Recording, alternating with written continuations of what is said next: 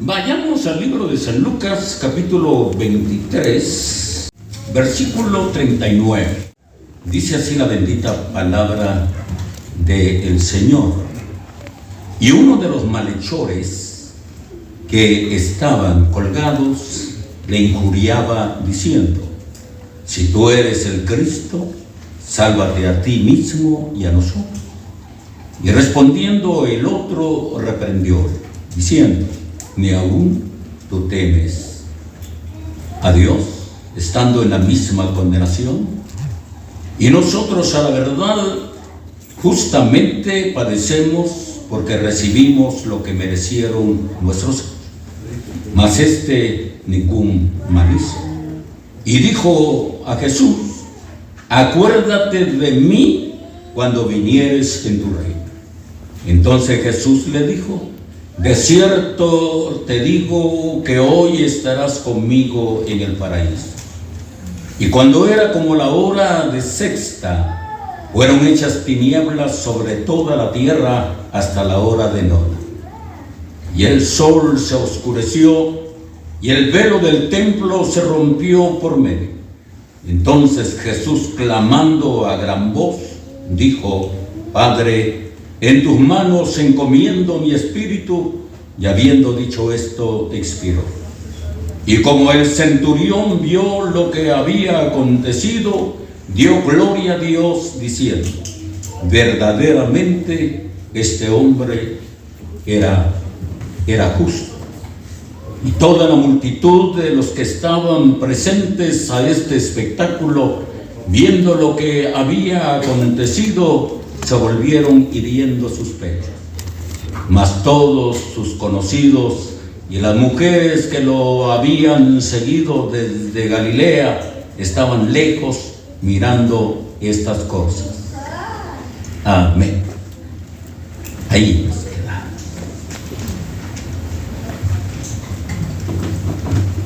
Antes de leer del verso que empezamos, del verso 39, si ustedes han leído este capítulo, vemos en los versículos anteriores hacia arriba, donde ya el Señor está en ese lugar llamado Gólgota, también llamado el lugar de la calavera. Y estando el Señor ya crucificado, pensemos imaginariamente, porque cuando lo logramos hacer, como yo les he dicho en algunas veces anteriores, cuando uno trata de llevar la historia, mayormente la de la crucifixión de Cristo,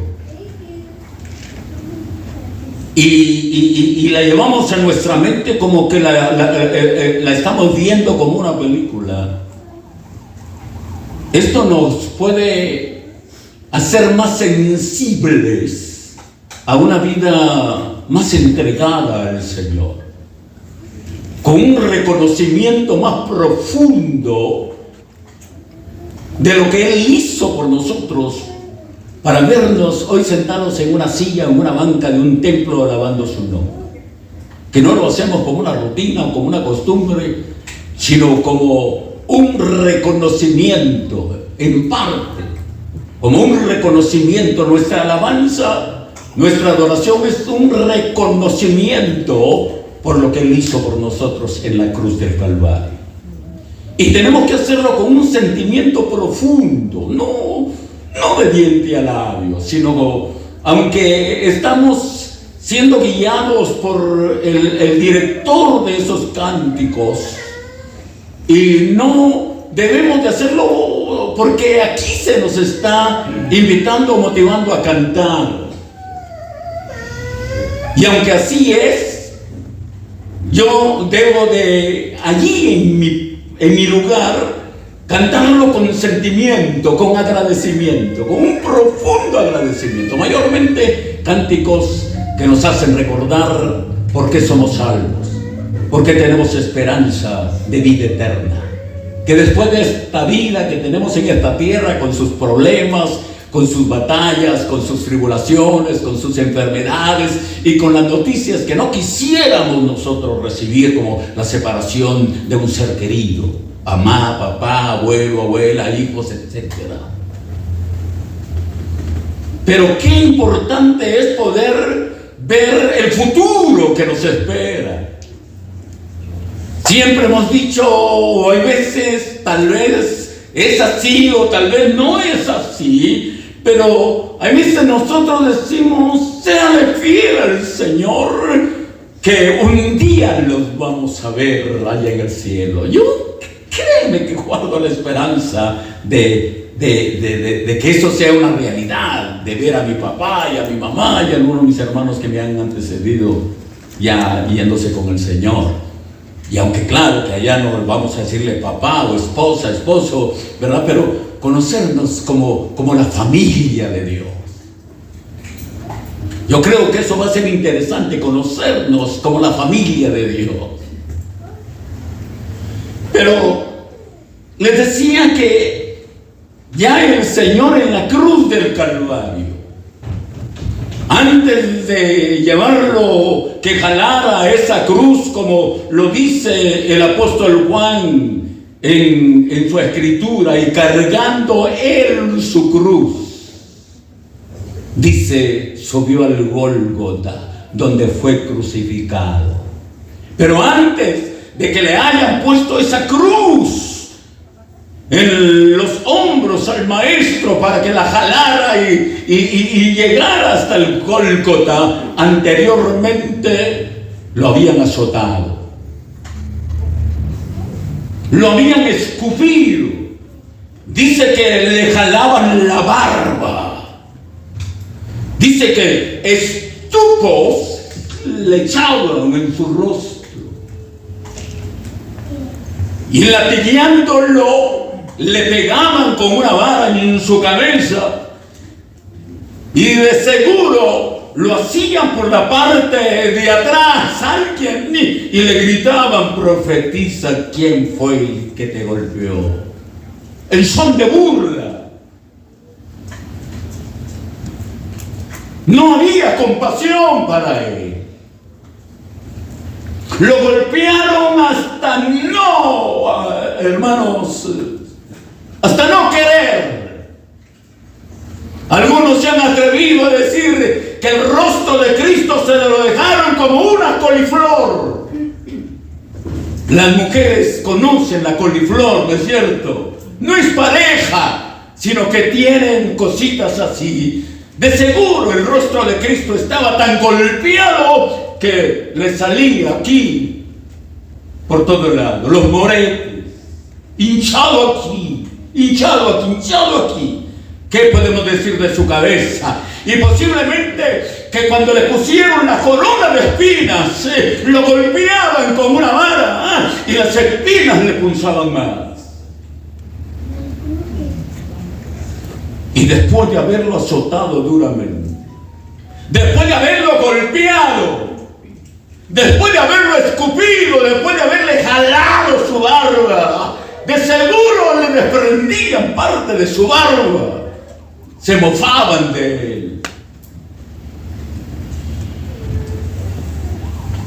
Y después de esto lo llevan al Gólgota jalando su propia cruz.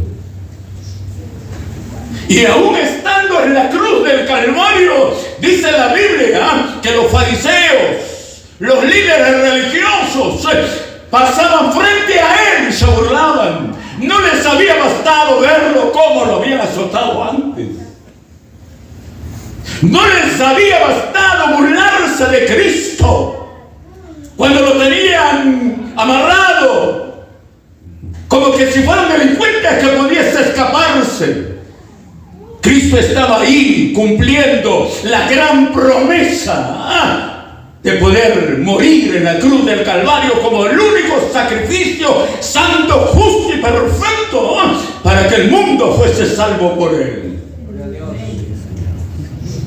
Lo golpearon de tal manera, pero como repito, ya crucificado, clavado, hermano, la gente se seguía burlando de él. No solo se burlaron cuando lo llevaron al pretorio, no solo se burlaron cuando lo azotaban y lo maltrataban, sino que se siguen burlando estando él ya crucificado.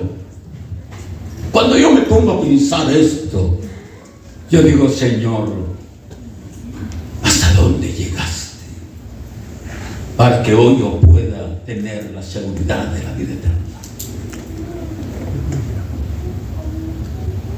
Y para colmo, dice la Biblia que crucificaron dos ladrones, dos malhechores, uno a la izquierda y el otro a la derecha. Y uno de ellos, según Lucas, dice que uno de los malhechores lo injuriaba. Mateo y Marcos no opinan igual que Lucas, sino que Mateo y Marcos dice que los dos lo injuriaban. Hay dos palabras que aparecen, una en San Mateo. San Mateo habla de que los dos los aherían.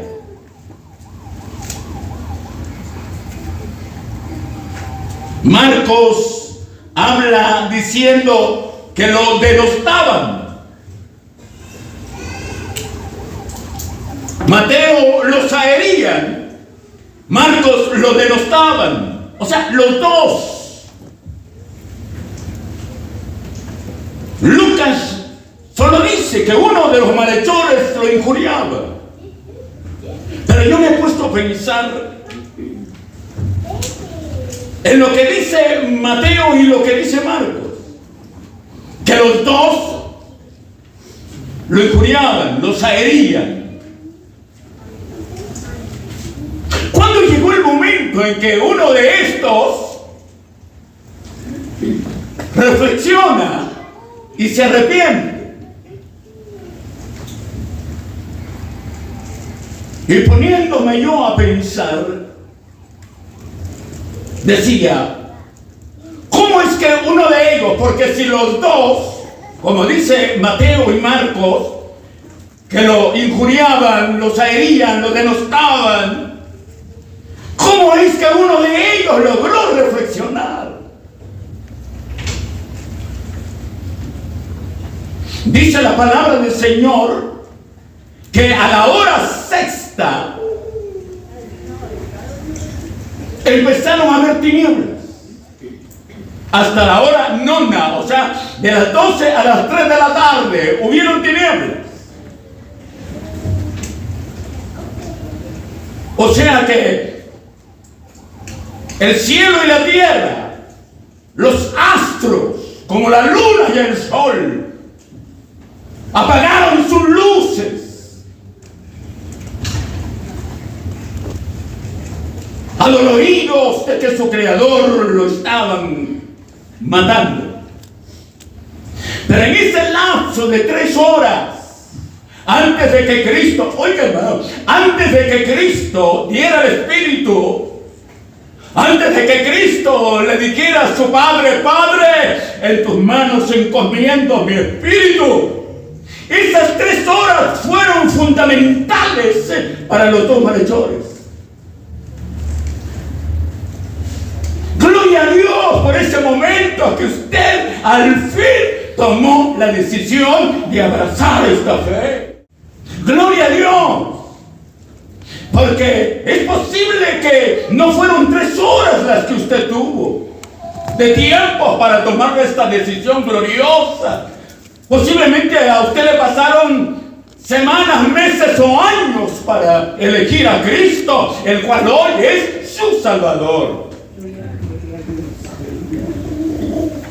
Pero estos dos malhechores tuvieron 3 horas. Porque si nosotros nos vamos a lo que dice Mateo y lo que dice Marcos, que los dos lo denostaban, lo zaherían o se burlaban de él. Los dos le decían: si verdaderamente eres el Cristo, sálvate a ti y sálvanos a nosotros. Yo pienso, para ir terminando, de que uno de ellos, hermano, dejó pasar tal vez 2 horas. El que se arrepiente. Porque no era fácil, no era alegría estar allí en esa condición para morir. Porque tenían que morir.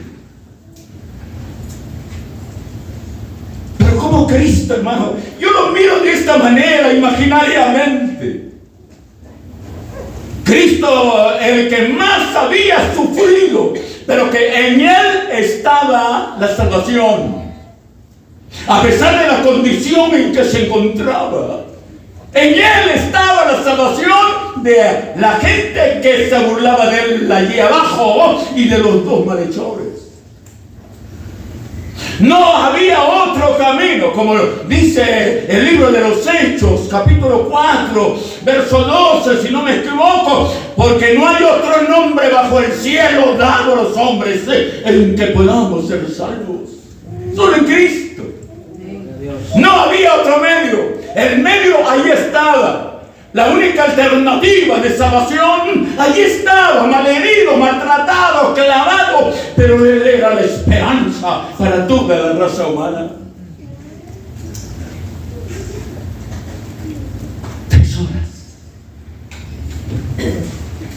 De la hora sexta a la hora nona, tiniebla.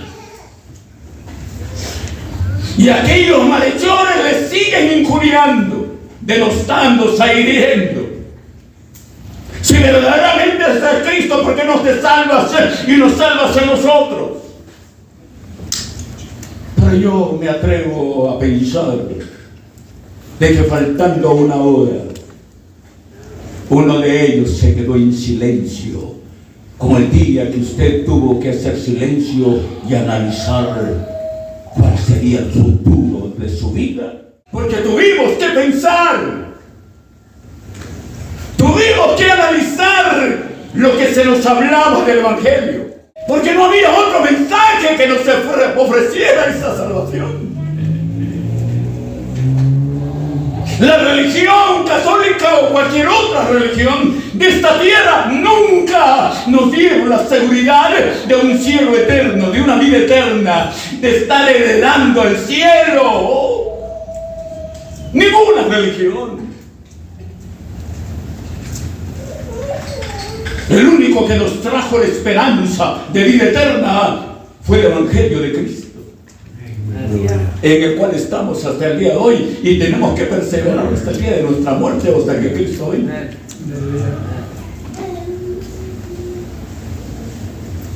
Aquel malhechor que hizo silencio, y ese silencio faltando 1 hora para que Cristo expirara, y es lo que yo trato de pensar. Mientras el otro malhechor continuaba hiriendo a Cristo. Tanto que hablaste, tanto que dijiste que eres el Cristo, que eres el Mesías, y no te puedes salvar de esa cruz. ¡Qué vergüenza! A pesar de que él estaba en una condición similar, no tan sufrida como la de Cristo. Pero el otro estaba analizando. El otro estaba pensando, diciendo, si verdaderamente después de esta vida hay otra, esa alma o va al infierno o va al paraíso o va al cielo, el que tiene la respuesta seguro es este que está en medio.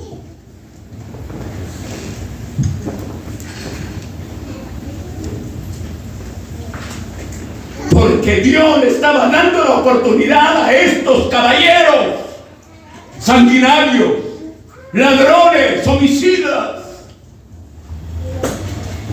Pero el Espíritu Santo que estaba hablándole a los 2, pero uno hizo silencio para analizar su futuro después de la muerte en esa cruz. o paraíso o infierno. Qué bueno es saber que el Espíritu Santo le dijo: hay un lugar que se llama paraíso, donde van las almas arrepentidas y se van con esperanza de una vida no sufrida, sino una vida que van a gozar por los siglos de los siglos. Cuando vino a reconocer eso, oiga hermano, cuando vino a reconocer eso y le dio cabida a su mente y corazón sobre esa alma que podía ir al paraíso, a gozar, a disfrutar de una vida eterna, no de sufrimiento. Cuando hubo, hermano, apercibido en su mente esa realidad, que no era falsa, no era mentirosa, sino que era real, lo que el Espíritu Santo le estaba dando. Entonces ya no le gustó lo que su compañero homicida seguía diciéndole a Cristo. Llegó el momento en que este malhechor, que estaba ya analizando su futuro, le gritó al otro, diciéndole tal vez: cállate. Nosotros, tú y yo, ciertamente estamos mereciendo lo que hicieron nuestros hechos. Pero este no merece estar aquí. Él es justo. Mire qué bonito, qué interesante. ¿Cuántos minutos faltaban, mi hermano? Y Cristo esperando. Porque el Espíritu Santo estaba trabajando. El Espíritu Santo estaba trabajando en ellos. Y para que el mundo conociera que aún la persona en el último momento que reflexione de lo que tanto ha oído del Evangelio, que no es una religión ni una falsedad, sino que es una realidad. Esto le sigue sirviendo al mundo, que las personas que pueden arrepentirse, pero de corazón, y al momento pueden perderle la vida, Cristo le asegura que lo ha perdonado y por lo consiguiente ha ganado la vida eterna. Por supuesto, tiene que hacer un reconocimiento sincero, un arrepentimiento de corazón. Cuando hubo reprendido a su compañero: ¿aún no temes a Dios? Oiga, qué palabras. Pero anteriormente, por 2 horas, él estuvo igual que él, se hiriendo, denostando, burlándose de Cristo, diciendo: si eres el Hijo de Dios, ¿por qué no te salvas y nos salvas a nosotros?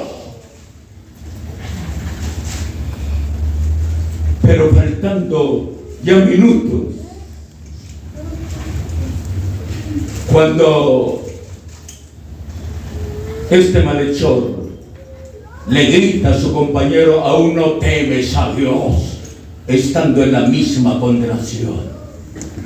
Tú y yo estamos pagando lo que cometieron nuestros hechos. Pero este es inocente, él es justo. Él no tiene por qué estar así aquí. Y después de haber dicho estas palabras, le dice a Cristo: Señor, acuérdate de mí cuando vinieres en tu reino.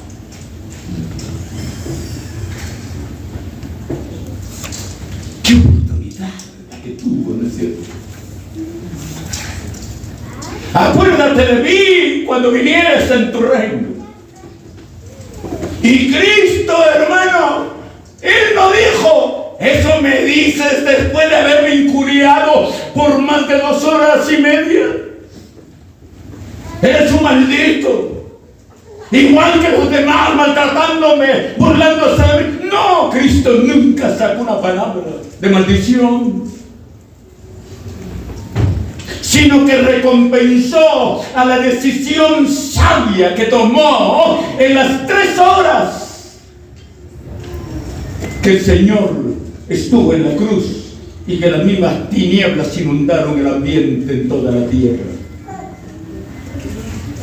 Acuérdate de mí cuando vinieres en tu reino. Y Cristo le dijo: de cierto te te digo que hoy mismo estarás conmigo en el paraíso. Alabamos. Oiga, hermano, dele gloria a Dios, aunque sea ahí en su corazón, dele gloria a Dios, aunque sea calladamente, porque después de haberle dicho esto a aquel malhechor que lo injuriaba anteriormente, pero hoy lo había reconocido que en él estaba la vida, que el alma con Cristo tiene herencia de vida eterna. Porque después de que Cristo le hubo correspondido a su arrepentimiento, dice la palabra, que Él habló a voz en cuello, diciéndole: Padre, en tus manos encomiendo mi espíritu. Y expiró. ¿No es extraordinario eso? ¿No es maravilloso eso? Cuando uno lee la palabra, hermanos, porque yo tomo más lo de Mateo y Marcos, que dicen los dos los denostaban, los dos los aherían, los dos se burlaban.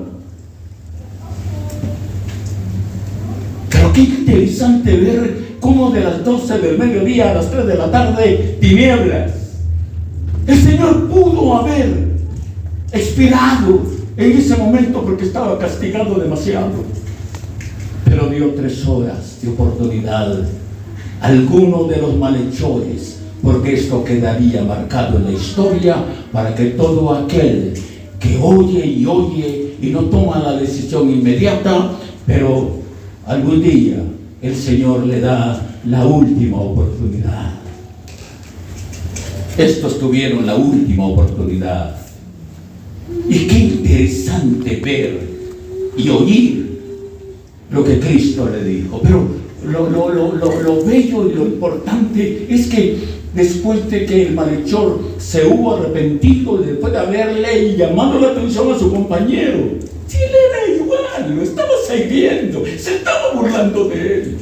Pero hubo un momento de reflexión, hubo un momento de silencio en él, y el Espíritu Santo trabajando. Entonces el Espíritu Santo le trajo a su memoria: el que tiene el futuro del alma para la vida del ser humano está allí en medio. Él es el Mesías, Él es el Hijo de Dios, Él es el Salvador del mundo. Y eso lo aprovechó el malhechor. Por eso lo vemos: acuérdate de mí. Pero después de haberse arrepentido, después de haber reconocido la oportunidad que el Espíritu Santo le dio. ¿Y qué respuesta, no? De cierto te digo que hoy estarás conmigo en el paraíso. No fueron por gusto las 3 horas. Si ustedes se dan cuenta, para finalizar, dice la Biblia que cuando el Señor hubo dado el Espíritu, hubieron terremotos, muchos resucitaron, fueron a visitar a sus familiares, según Mateo, según Marcos. Y dice la Biblia que cuando sucedió aquel acontecimiento, el centurión que estaba cuidándolo se arrodilló y gritó diciendo: verdaderamente este era justo, verdaderamente este era el Hijo de Dios. Y cuando la gente, después de todo lo que han acontecido, regresaron a sus casas somatándose su pecho.